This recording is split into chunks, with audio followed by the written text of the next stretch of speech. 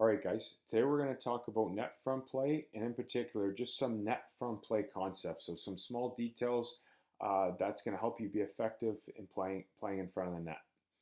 So before we get started, just to review some terminology we used last year and what we'll use this year is a concept called owning the guts. So anytime we talk about owning the guts, it's this area of the ice here from goal line to the top of the circles and 55 feet from dot to dot. So this area here is what we talk about owning the guts. And the reason why you want to be effective in owning the guts is because that's where your goals are going to come.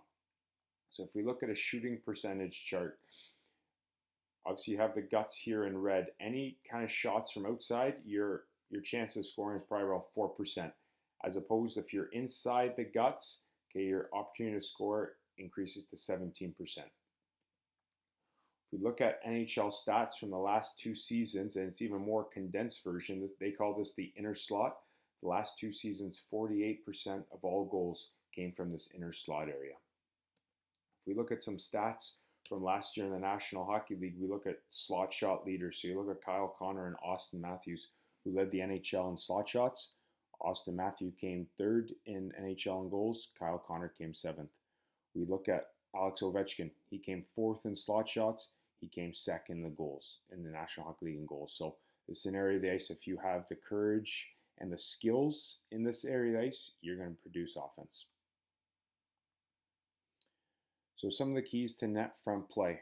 Okay, first thing in the foundation of this is the courage. You have to have the willingness to get and play inside the dots, and you have to provide second and third effort.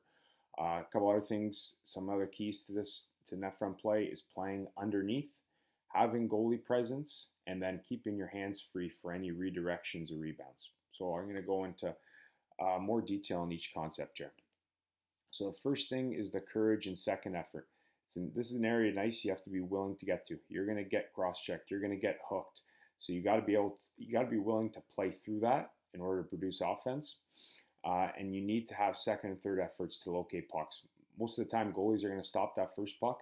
It's about giving the second and third effort to find that loose puck and bury it. So net front play. You always want to try to be underneath the defenseman. So if you can see, when I talk about underneath, you look at Joe Pavelski here. Here's the Calgary defenseman. He's playing underneath him. So he's between the defenseman and the goalie. So a couple of reasons why you want to establish position underneath is you're the first to jump on any release puck. So if this player here were to rim the puck around the yellow, you're able to be the first one on it.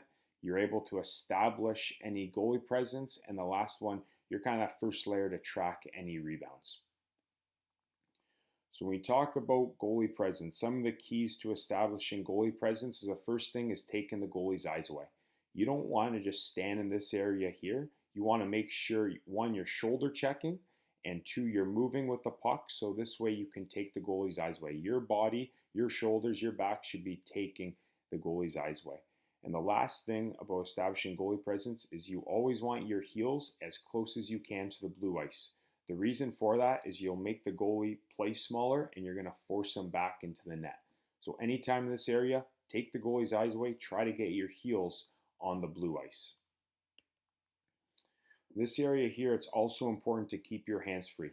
Most defensemen are taught, you want to box out, you want to get underneath sticks. And they're obviously trying to eliminate your stick, your hands to make a play on the puck. So anytime you can, you want to make sure your hands are free in this area. And two ways you can keep your hands free in this area is any type of spinning off of the defender or pushing that defender off you.